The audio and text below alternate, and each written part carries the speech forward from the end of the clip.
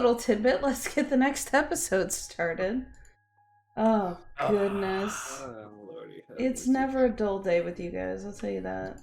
No, it's the best day ever because we're back together after being gone for 3 weeks. So it's an important question, General Gravy. Are you happy that you moved, or is it like you had to move? It's more if I had to move. Okay. Quick story.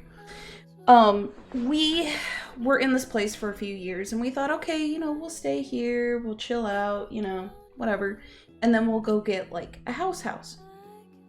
So we were told March, I believe, of this year. The previous landowner was like, hey, we're selling the house. So we went, all right, no big deal, whatever, shit happens.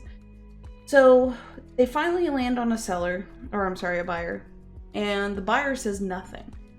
And all we've heard is hearsay of, well, this person wants to just have a turnkey. So it's just a new landowner. So we're like, okay, cool. You know what? We make decent money. We'll pay whatever rental increase. No big deal. So then everything closes out and we get a text message and it says, you have until the 30th to vacate the property. Because apparently she was going to use it for personal use and just didn't decide to tell us. So we were like, fuck, okay. So we scrambled to find a place, which is what we found. And so we settle in and everything, we clean as best we can and we say, okay, we need our deposit because I guess there's two types of transferences of a lease or a property. There is the property in itself. So all you take care of is the property value and things of that nature. Any prior tenants are at the behest of the prior owner. What she did, which it was a negotiating tactic, was she bought everything. So she bought the assets, she bought the lease, she bought the whole fucking shtick. So when we text her and we said, hey, you have until the 30th of July to give us our deposit back. And she goes, no, we don't have to. Sue the prior owner. And we're like, excuse me? Like, what? So ever since we've been in here, it's been a whole back and forth about it. And the deposit for the prior place was pretty sizable deposit. Like, this isn't a, well, it's a couple $100, whatever. Yeah. So we kind of got a settlement, of sorts to just kind of like be done with it. But it's one of those like, wow. If there was a definition for a cunt muffin, you would be it. Congratulations. Well, speaking of scammy stuff, did you guys see that FaZe thing that went down? That was such a great transition. Thank you, Bill. Dude, I love you. I got you covered. Anyways, okay. Here's the thing about that makes it really interesting. I follow this guy on YouTube. His name is CoffeeZilla. Mm-hmm. And his channel is all about exposing scams, and he does a really good job of exposing fake gurus. He made a really interesting video about the stable coin behind a Bitcoin. It's called a Tether. Mm-hmm. He did a really good video that I watched it. I'd already been skeptical of crypto in general, but I watched it and I'm like, yeah. I'm glad that I haven't bought any. Anyway, he's not technically a gaming a creator. Okay, he's not technically a gaming creator. He has friends in the gaming space, but his content rarely focuses on gaming. Mm-hmm. He got DMs from FaZe K. He was in a conversation with FaZe K. This is not the first time. It's not even the second time that FaZe K has done a pump and dump. Mm-hmm. And I forwarded this on to some friends of mine that I know, and I said, "You got to watch this video." I am not lying when I say that FaZe is in big trouble. And when I say big trouble, we're talking federal regulators big trouble. Because they flat out lied. here's the stupidest part. There's this unknown figure named Manny that apparently nobody has ever seen. Okay, and I'm starting to wonder, does Manny even exist? I think Manny is a straw man used to shield FaZe from the fact that their entire reputation is at stake right now. This is going to get bigger. I posted the video on LinkedIn. I said this could be the reason why esports gets out of crypto. And Jay, I just got to ask you, my man, how does that TSM deal feel now, my man? How does it feel? You know what? I'll say this. Reggie may be an insensitive asshole at times. However, he does know entrepreneurship. Okay, the fact that he made TSM from a website with his brother into what it is now, that kind of gives you some faith that he won't fuck this up. However, crypto, right? We'll see. However, cryptocurrency is like the big anomaly that can go either way. So we'll see. Hopefully, but anything can happen. But I'll say this: TSM has been through worse. Do a lot of things. They went through a lot of things, and the ship hasn't sunk yet. So that gives you some kind of hope that this won't fall on his face. I mean, it hasn't sunk, but the bitch sure is on fire.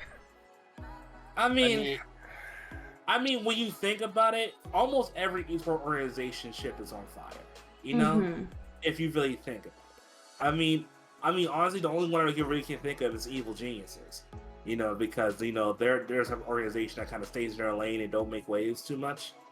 I mean, except when they started and they were fucking trying to pick fights with every single fucking organization that breathed.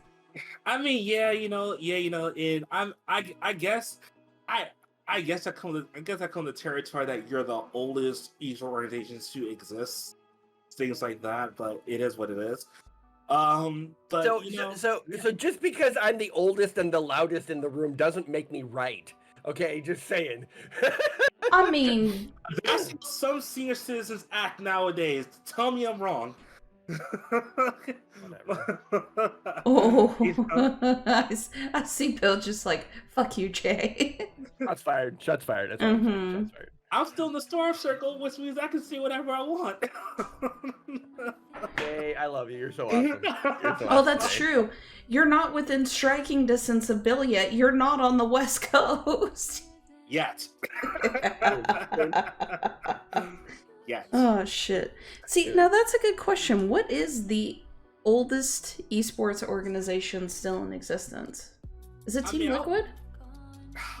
I thought it was Evil Geniuses, because wasn't Evil Geniuses formed in 08? But the reason I bring it up is because Team Liquid was, like, there since early StarCraft. That's why I was curious. Right. I was going to say, I think it comes down... I don't know... I think Splice is still around in some form. Wasn't Team Liquid and Team Splice kind of around the same time? Let's see, because because Team Liquid was formed in 2000. Okay. What about Splice? Because I know Splice is a pretty old organization. Apparently, according to Reddit, it's Complexity. Complexity. Okay. Oh, interesting. Okay. Yeah. Interesting.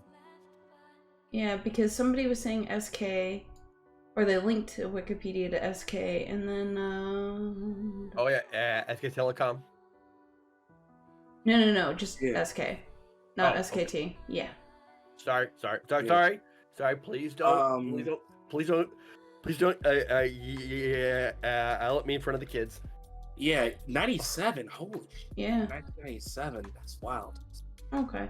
I was thinking it was Team Liquid because, like, in early StarCraft videos, you could see Team Liquid in there, but okay, I guess it's... So technically SK is the oldest and the oldest European, while Evil Geniuses is the oldest North American organization. Okay, there you go. I was just thinking overall, but anyway, proceed. Yeah. It just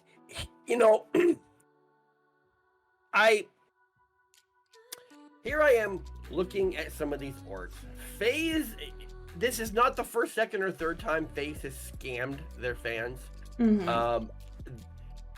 I reached out to a couple people in the thread after FaZe made the announcement. There was a couple people who said, I lost $1,000, I lost $500, blah blah blah blah.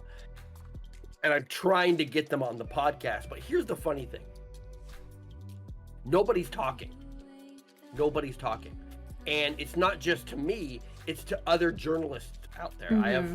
It is well known I have friends in the journalism community. And I routinely send them things. I'm like, hey, have you seen this? Or hey, what do you think about this? I sent this to a friend and he's like, yeah, this is pretty big. I'm like, okay, let me know. I messaged him like 48 hours later and I said, is it just me or are people not talking? He says, it's not just you. It's actually going on. And I stated yesterday and the GB IRL short that I post every day on Twitter. FaZe has the OG cred. FaZe has been doing this, long enough that everybody thinks they're the quote unquote best. FaZe Banks basically ran the CSGO skin gambling site. How he's not in jail, I don't know.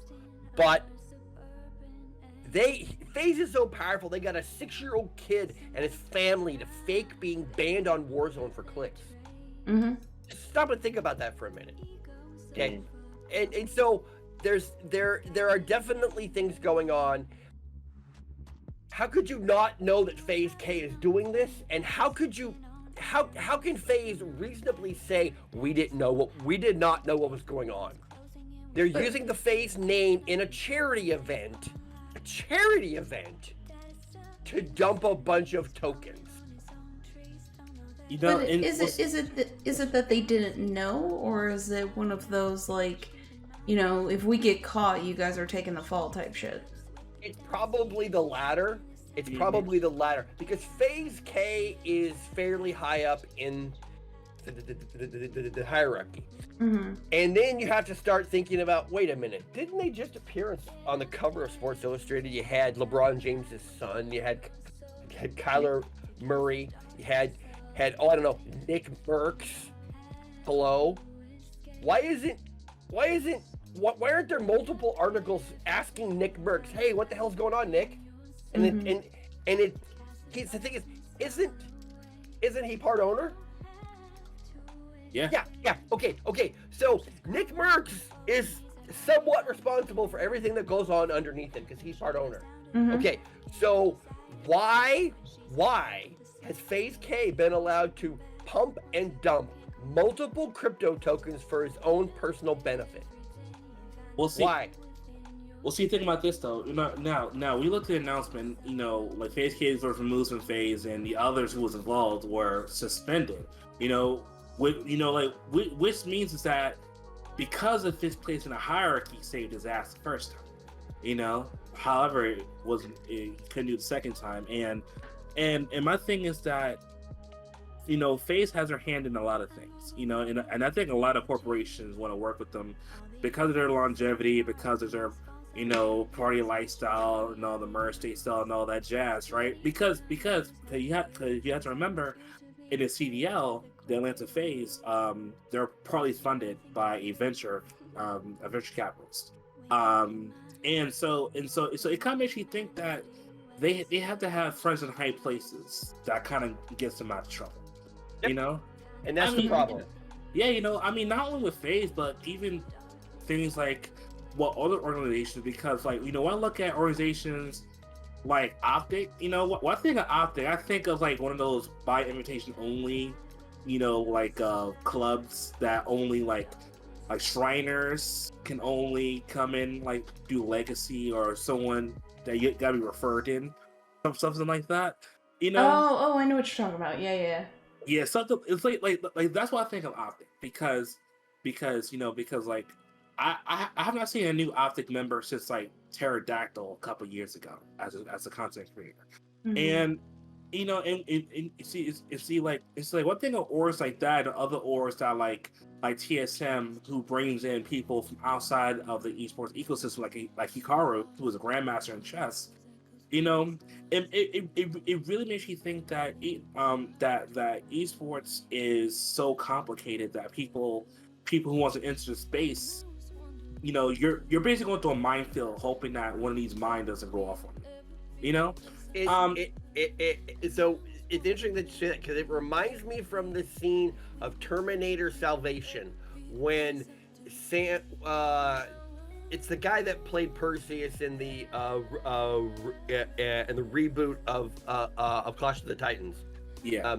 I think I know who you're talking about. Yeah. I know you're talking about.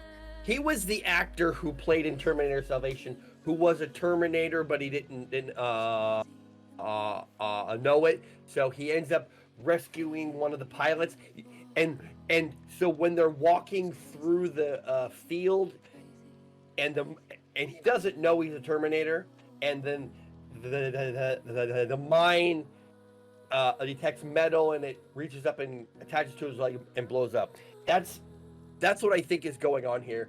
It is for people getting into the gaming spaces that they don't know what they're walking into. Yeah, Go ahead. Oh, I'm sorry. So, but like you know, the sad thing is that there's so many kids that are so desperate to join these organizations. Yeah. Like, you know, like let's go back to Phase 5. There were thousands of submissions in the opening process. Thousands, right? Just for Phase. I'm like, why would you want to join Phase, right? And now it's like everyone's joining 100 Thieves. It's like, you know, and so we had these kids who want to be in esports so bad. When you see organizations like Denial come in and say, hey, you know, if you play on the Rush, we'll give you this, and this, right? They will really jump at the chance to not have to do something traditional like a 9 to 5, you know, and join an organization that has some brand recognition, you know, because you know, because like that's why Denial was able to do what they did, because Denial Call of Duty team won a world championship back in 2015, right? And so they had good teams back in the day, and so a lot of organizations use that recognition to say, hey, you know, we were good back then, so you know, so if you help us get back to our glory days, we'll give you this and give you that. You know, and not to mention all these MIG organizations, damn it, I love that word, that pop up every single week.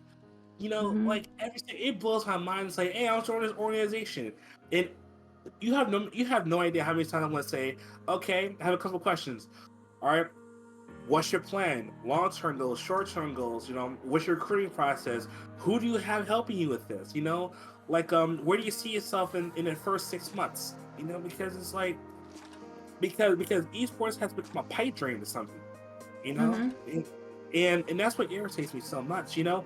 And not only that, but we had the companies come in like ECI want to do, hey, you know, let's give out degrees for esports. Like, what the? I'm like, no. Okay. And so this speaks back to part of the problem. So Kevin Hitt wrote an article in the Esports Observer about a month ago. So the state of Nevada has been trying to set up and actually build the legal framework and the whole administrative foundation for an esports commission in the state of Nevada, similar to how states have athletic commissions. So if you're gonna hold a UFC event or hold a boxing match in a state, you have to go through that state's athletic commission to get certified, testing, blah blah blah blah blah. Okay. In the article, he wrote how it was shot down because game publishers came in, spent a ton of money, and said, if you pass this legislation, we're never coming to your state ever. That is what is going on, and that shows me the reason why esports will never be on the level of the NFL, the NBA, and Major League Baseball. It's not open source. Those sports are open source. Happens about every 10 years, someone thinks they can start a new football league. Happens all the time. Dwayne Johnson bought the XFL from Vince McMahon. He purchased the assets out of bankruptcy. Okay, what does that tell you? He's going to restart the league. You have these various minor leagues that pop up in basketball every once in a while, but because they can. I cannot just randomly start a $50,000. I cannot randomly start a $50,000 Call of Duty tournament. I can't do that. Because Jay, and also General Grade, you know this too. Back when we were with Payday GG, we got contracts that allowed us to put on some events for like Madden. Oh, look who's showing up. Oh my God. Settings! No! Just because you're 5 hours behind, that doesn't give you a right to be late, man. I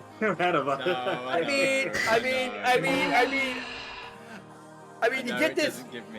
You get this big time esports owner just shows up whenever the hell he wants, makes everybody adjust to him because he's so important. You care more about your LP than us. How dare you?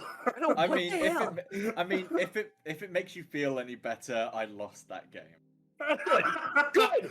Who was you playing as? Who was you playing? I was playing Nautilus, my OTP.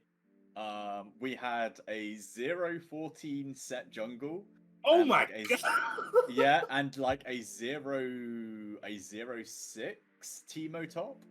So Gravy's pissed at me. I'm sorry. She is steaming right now. Anyway, back to what I was saying. Back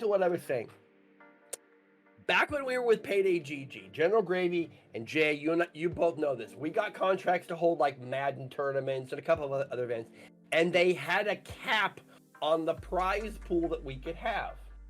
They also had a cap on the amount of sponsors we could bring, and then if we hit a certain threshold, one, EA would have to approve them, and two, if we hit the threshold of the prize pool, we would have to get sponsors through them, and then we would have to send them the money before, like 2 weeks before the tournament even started, just to prove that we actually had the money. So esports will never be on the same level as the NFL, the NBA, the English Premier League, because they're not open source. Esports is not an open source concept. Because none of the games, like I said, I cannot start my own Call of Duty tournament and give a prize pool of $100,000. I can't do that. That would be shut down in a heartbeat. So that speaks directly to the power that the publishers have to stifle anything. And I mean anything. So we end up with these people like FaZe, who want to scam the crap out of everybody and then go run and hide. But I guarantee you, FaZe has friends in high places. This is getting shut down real quick. Oh yeah. I mean, they're gonna get away with it, and that was the other thing. What was the guy's name? Anything for Views. He was talking about it too, is that this whole influencer concept is so out of fucking control. Because you're gonna have all these people, all these influencers who are gonna get away with shit. You know, like, the fuck was it? The fucking douche canoe. Logan Paul. He's trying to push his own cryptocurrency shit too. Yeah. And I'm just like... Yeah. I and I'm only involved in one coin, and it's for a very specific reason. And I get these random, DMs, hey, you can buy this coin now, we're gonna it's gonna hit the market. Like, no, it's not.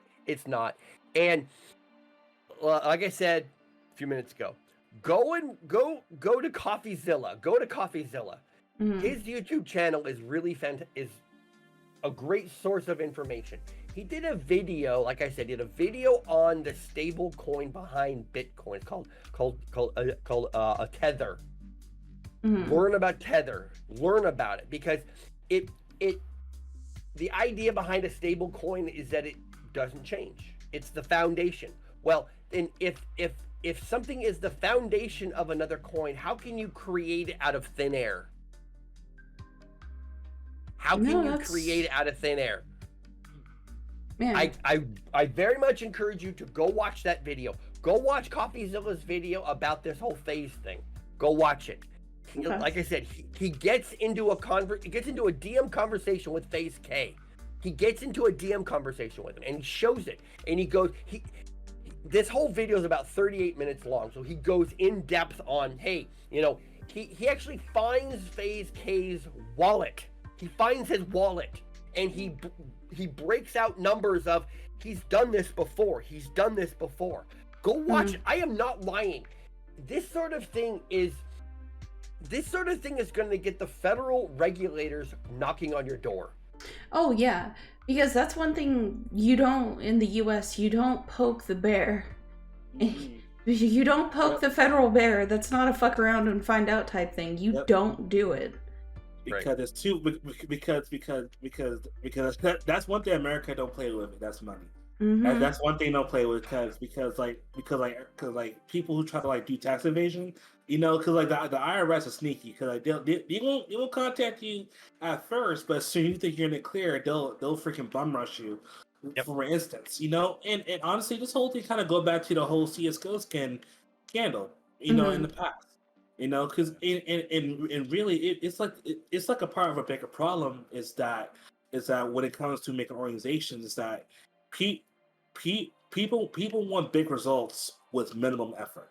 You know, and that really does bother me though, because it's like because what look at like esports events, you know, and things like that, like you know, it's things that like, you know, do you know how long it took to create this, you know, this whole thing? Like, you know, like when I look at like fighting game regionals, right, like in Philadelphia and like NorCal and SoCal, things like that's been going on for years now, you know, and success doesn't come, you know, in like within a couple months. It takes a couple of years, you know, and and that in the illusion, and you know, in illusion of that, oh, you know, well, if you do this, we'll success fast. Like, you know, we look at like how big Valorant gotten, like not because Riot Games was 100% behind the esports system behind Valorant.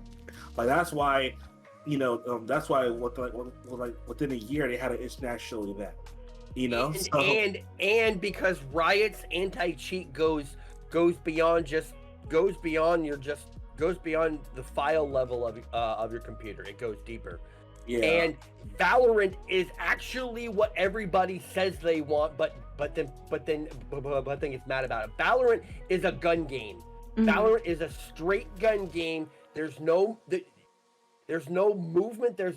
So you have your ults. Okay, that's a nice little twist, but you can't outrun anybody. It's straight strategy. It's a straight gun game, which everybody says that they want, but they only say it when they get mad.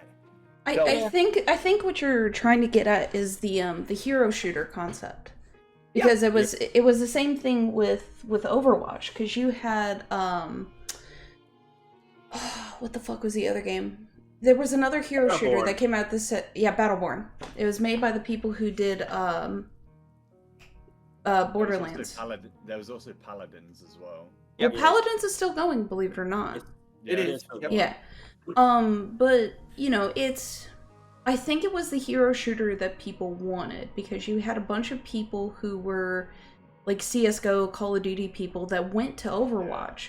And I think what Overwatch did, or what it had at its core concept, which was nice, was just the whole cartoony, flashy, hey, look at all the cool shit I could do type concept. But you had people who were able to manipulate things to get into high places. Like, dear God, I could tell you how many times I almost broke my keyboard because there was a fucking widow sniping me from like some ungodly fucking position, and I wanted to rip my hair out. But Yeah, and to go on topic a little bit about Battleborn is that like the reason why I was shocked it wasn't more popular than Overwatch is because that when you play Battleborn, instead of having all your abilities out at one time, you gain bonuses as you play. You know, you leveled up. You know, and yeah, you know, and that's one thing I enjoyed it because it's like because it made you earn all the upgrades you got and not just have everything at your disposal. But yeah, you know, I mean honestly it kind of goes back to the whole influencer thing, you know, because I'll say this, and I know it might be unpopular, but mobile esports, I don't know. It's just like I feel mobile esports will only be popular in places like Europe and the Philippines and things like that, and like in the APAC region, because I mean in America, in the US and the majority of Europe, the only mobile esport that really took off was like Clash Royale. And that didn't last very long. PUBG Mobile, actually.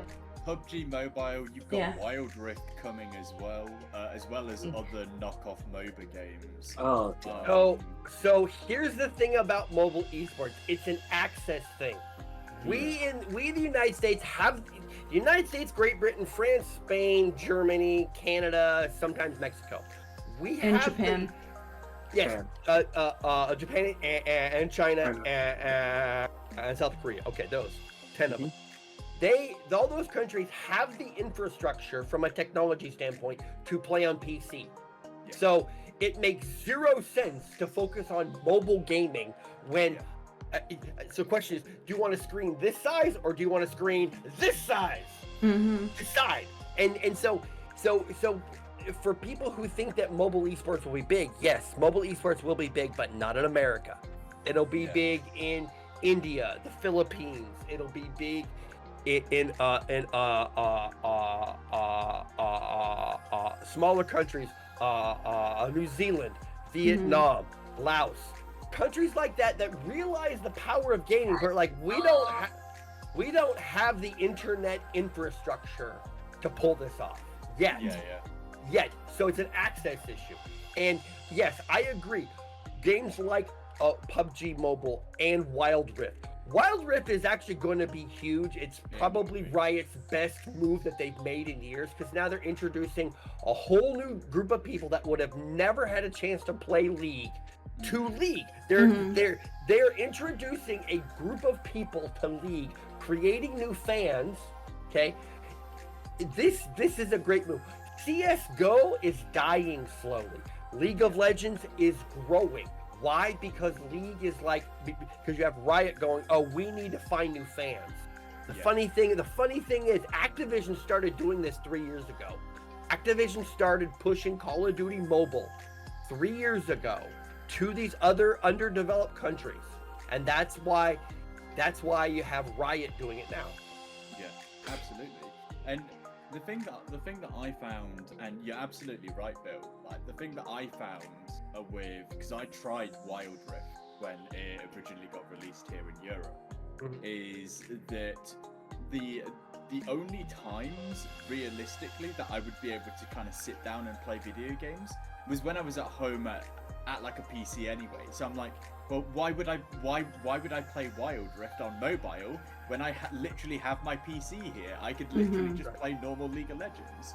And I absolutely second what Bill was saying there. Like the major regions, whilst yes, do obviously now have access to kind of mobile esports, it will be the kind of minor regions, the minor countries that will really take it off. Yep. Yeah. Exactly. And I mean, I keep flashing back to the PUBG Mobile booth at TwitchCon 2 years ago. I mean, that booth was packed. Yeah. Like, there was a good cluster of people who were just hanging out at the PUBG Mobile booth, and I was just like, that's weird. Because because I always sneered at mobile games because I'm like, why in America? Like, I could see it predominantly. I can word, I promise you. Wording is hard, I would know. Anyway, wording is hard, I would know. Yeah. I figured if I yell at my G Fuel, my brain would start working more so. But I think it's going to be a bigger thing in like Japan and China because they commute so much, so the only thing they have is their phone. And they can actually game and they can do stuff like that. I would probably the only reason why I disagree with this is Mhm. because the technology in specifically China and Japan has gotten so great that commuting for them is not an issue. Yeah. They like let's take what we have to really do is take Korea into example here as well, because China, Japan, Korea, they've all got like these massive internet gaming cafes, right? Mhm. So if they're gonna game anywhere, it's gonna be them, because you gotta think about it, right? With Japan, you've got like the Shinkansen. Yes, it doesn't go all the way throughout the entirety of Japan, but their commute times are so Abysmal. quick these days. Yeah. It's they probably, like, by the time like they've actually managed to launch onto Summoner's Rift, taking Wild Rift here for as an example, they're probably 3/4 of the way to their destination. You know, they wouldn't have a chance to see that play out. And it's not like that they could like once they get off the train that they could continue playing, because Asia, from what I've heard, has got a very kind of strict policy. It's almost like an unwritten rule that you don't really, whilst you're on a commute, whilst you're like walking on like a pavement or a sidewalk or whatever, it's very quiet. It's very quiet. There's no one interacting with each other. There's no one on their phones. They're just like, right, I need to get from A and I need to get to B, and I need to get there as quickly as possible. So the social culture in Asian communities is kind of the opposite of ours, where, you know, if you walk down the street in any decent sized city, you'll see 80% of people looking down at their phones. Asian people don't do that. They walk in groups and they walk quietly. It's really weird. Asian streets are not loud. I mean, yes, you have cars, but Asian people don't yell. They never yell. It's very rare that an Asian person will yell in public. It's very rare, and it's how they're socialized. It's really weird. Yeah, because because in South Korea, like, we use like public transportation, you can hear a pin dropping in there. You know? And if somebody has their cell phone and it rings, they feel really bad and they get up and they're sitting there and everyone's quiet and someone's phone rings. That person will literally get up and run out of the car, like run, because it's just a social thing. It's like, hey, this is a quiet car. If you want to go talk, go down there to that car down there. That car's the cell phone car. This car's not. It's really weird. Yeah. Yeah, it's really is weird for a lot of Asian countries though, because, like, you know, even in Japan, like Japan is so clean because they have official people that actually go up and just like clean everything that they see and things like that. And not only that, but it's like the culture there is very is I mean, like even though Japan it's kind of like, compared to other Asian countries, it's more liberal than like China or South Korea. That sense of traditionalism is still there, you know, especially. Yes. So the Asian culture in general, China, Vietnam, South Korea, North Korea, Japan's a very old culture. Very old culture. They've been around for a couple thousand years.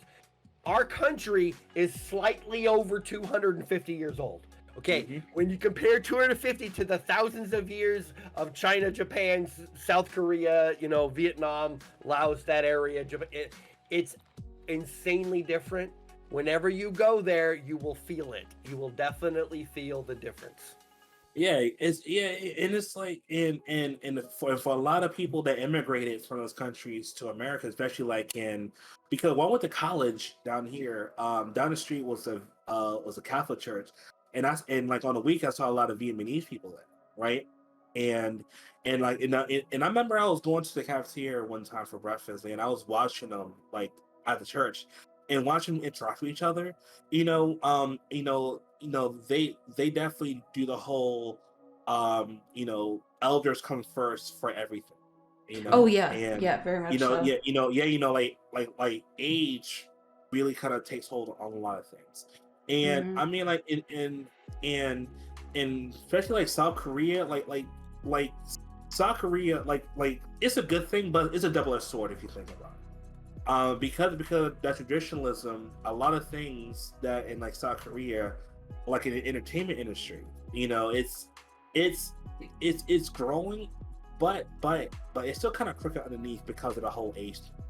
In the whole that honor is everything, especially for like family, things like that. You can't decide your family by acting up. And very prevalent in the entertainment industry. So because in K-pop, unfortunately, there's a lot of idols that's committing suicide due to lack of mental health care, which is really depressing. But that kind of go back to the whole Asian culture, is that if you have problems, you have to figure it out on your own. You can't burden anyone else with your personal issues because your priorities and your responsibilities come first for anything. Mhm. And so that's one of the reasons I'm kind of like a little iffy about visiting those countries, because I study up on things like that, and I know a lot of people that's been to Japan and South Korea say that, well, they see Americans, it's like Black Americans, as like it's like anomalies. It's like, oh my god, like why are you here for, right? It's kind of weird, Well, right? Because last time I knew somebody who went to Japan, they had said they treat like a lot of Americans very well, especially They when do. they're visiting. However, Money. try to move there. it's Whole different. different story. Yeah, because they have a big thing about foreigners trying to get a place. Um, I had a good tangent on this, and I completely. There's like I watch one guy that's that moved over to Japan to be an English teacher and now lives over there. A guy called Abroad in Japan. And I've heard of him. was I've heard him. saying- He was saying that there are landlords over in Japan that will turn you away as soon as you say that you're from anywhere, basically Mhm. outside of Japan. There are restaurants, there are pubs, there are social amenities that will not let foreigners in, and they will literally advertise it's like, sorry, no foreigners. Yeah. Simply Mhm. because they just don't want to. I don't know why. Well, but it's what it boils down to is that Japan wants the money, wants the tourism, but they have a deep-seated cultural need to preserve their own history, Mhm. and that's exactly what it is. And it has an upside and it has a downside. It has an upside and downside, just like every other rule. But yes, I've seen that person talk, and he's like, yeah, they want you over here to promote them, to spend your money, but the minute you try to move and try to integrate, nope, not happening. Well, that's Yeah. fuck. Who was it? That was I just had the greatest idea. Never mind. Lost. Hey, I lost it again. So I just want to point out, General Gravy, you've been yelling at your G Fuel, and now you've forgotten 2 tangents in a row. I think that's sort of a signal. I think that, the G Fuel's the issue here. I think you should change. I don't know, something. Oh, Maybe. I remember my thought process. found it. There Okay. we go. I literally picked it up. I think that's just what I have to do, is hold it in my hands and stare at it. All praise to Hold it G in your hands. Fuel. Hold it in your hands and just shout, "My precious." I praise My the G Fuel gods. Yeah, exactly. Praise Anyway. the G Fuel gods. Oh, Okay. give me. Okay. Yeah, so my tangent was to kind of go about the nationalistic direction that, Korea and Japan go. That was one of the big reasons why Weldon Green went from "everyone, we must have Weldon" to "ooh, yeah, about that." And Missy drinks the G Fuel. Mhm. Okay. Yes. Anyways, because Subject change because we have beat this to death. Did you just see the article that I posted in chat?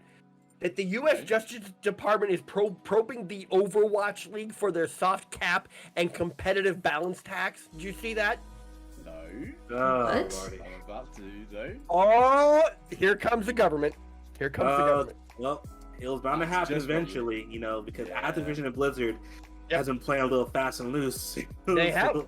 They have been playing fast and loose. So that's interesting. Now, I want to point out something about the growth of esports. So what was it, like 2 weeks ago? The Supreme Court in America said that the NCAA's business model is it's invalid.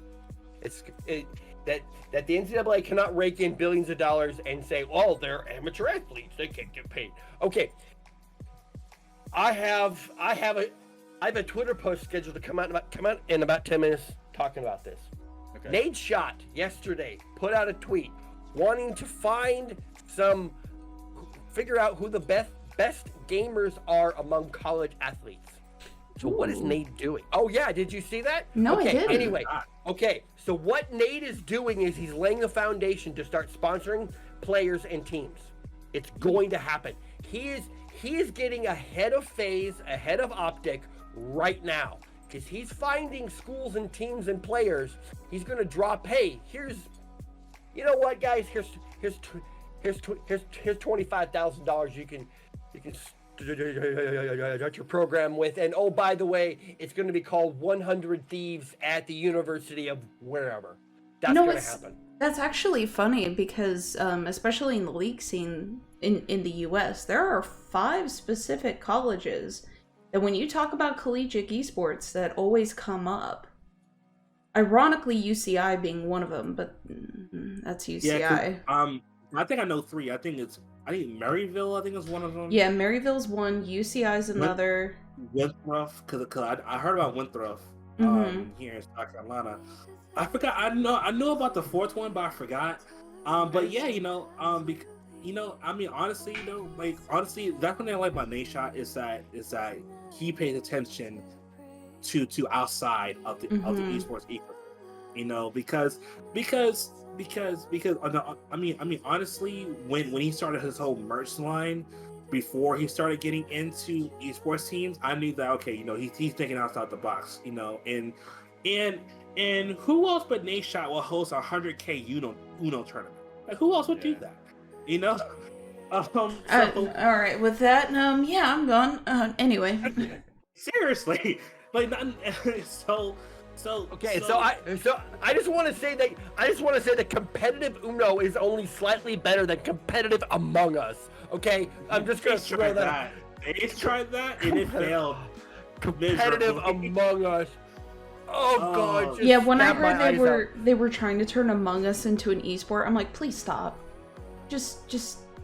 Yeah, Do you not think though that with Among Us having like all these completely different roles now, that it might be viable in the future? No, Or stop. No, Tilt, stop! Don't give them ideas. No, you know what? I'll say this. I'd rather rewatch the 2019 Farming Simulator Championships than watch an Among Us tournament. Yes, Okay? at least Farm Simulator is more mildly entertaining. Like, holy shit! In Minecraft esports than Among Us. Farm Simulator has strategy. It's Among Us. Kill somebody, don't get caught. Game over. Oh my. Okay. Bill, I swear, Bill, the day you told me that Farm Simulator had an esports scene, it blew my fucking mind. I swear to God, I thought he was bullshit. He's like, look it up.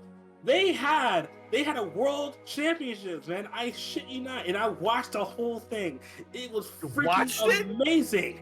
It was amazing. It was like, wow, it's like, Jesus Christ. It was insane. I genuinely feel like that European, or at least the UK division of this esport, should win this hands down. Like, I mean, you gotta look at it, right? Our country is covered in farms, covered in fields. Like, we should have that. We should be winning like every tournament there. Like, honestly, I'd rather I'd rather have a train simulator league than Among Us league. Honestly speaking, come you know, on, man. I mean, because like, you know, I'd rather have a SimCity league than Among Us. Like, I mean, I can see SimCity. I could too. Yeah. Yes, like I'll play SimCity. It's pretty interesting. Like I mean, don't get me wrong. Among Us is fun, but it's like it's novelty. It's a novelty type of thing. You know, and I mean, you guys just hurt my brain. I'm just Yeah. God. I was like going into convulsions about Not this. everything has to be esport. Oh my God! Stop it! Please, God, stop it! I'd just like to point out there's 2 times in this whole thing that I'm gonna make a gif out of Bill just freaking the fuck that's out. one of them. All right. I mean, you know, like, they're making esports out of freaking dodgeball now. Oh God, You know? please stop. What is No, these no, dodgeball no. is competitive. Oh my God, Yes. SimCity is not competitive. SimCity is something. SimCity is something that you do when you get high and you eat an entire plate full of brownies and you have 7 hours that you just hate the world. Wait. Bill, why were you saying that like you're speaking from experience? Shut up. There we go. I can neither confirm nor deny that I've eaten an entire pan of brownies in one sitting. You know, and Gravy, I mean, Billy, it seems that Nation is probably will invest into, like esports players in college. Honestly, it would not surprise me if they look towards like iRacing. It would not surprise me. Yeah. It would not surprise me if that's next. You know, the ice sailing apparently is a thing too. Did you guys know about that? Is it? Yeah. Really? Sailboat racing is. Unicorns of Love have an esports team. Really? Yeah. Wow. Okay. Well, hey, just keep in mind that in the 80s, one of the big sporting events was the boat race of the World Boat Race event where countries would all put one vessel into an event, and it was some weird cup, and it was really, really important in the community, and a bunch of people in America like got behind it. It was on the news for a while, like on ESPN, because they needed content. Boat racing worldwide's a big thing. Yeah, and before we wrap up, I have to say, because it just came to my brain, every year ESPN has the Ocho, right? Every year when you have like just the most random ass events. Can you imagine esports having that? I would want an esports Ocho. I would want that. Like the most random shit you could ever think of, like the most random ass games for that. It's already on Twitter every damn day. Yeah, but no, Yeah. I wouldn't want that, because number one, the way that ESPN is kind of on this downward trajectory, they can't. I'm done with ESPN. They can't even officiate hockey. They can't even talk about it articulately. They go like, "Oh yeah, Gibson he blocked the puck. Oh yeah, Ducks were up in the half, 3-4. Like they're totally fucking lost. But they can kind of be articulate about baseball. But if you throw basketball and American football, holy fucking shit, they could write a dissertation about what this player did with this season with these stats, and I'm just like, anyway. Hey, I want those 2 gifts pulled and emailed to me. Those 2 gifts pulled from this podcast and emailed to me within an hour. Yes, sir. Oh goodness. Oh god. Any hooty howdy, gentlemen. I think we are out of time for this episode. I know Tilt. Mess. Yeah, I know. Well, Bad. Bad too. Like I said, when you're a big time esports org owner, you just come and go whenever you feel like. Screw everybody else, right?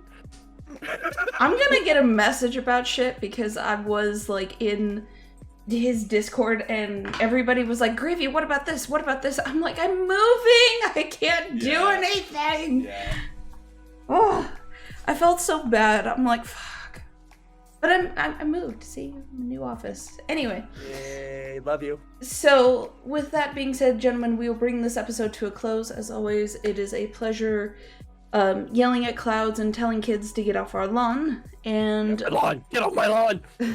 hopefully, I will see you kids in the next episode.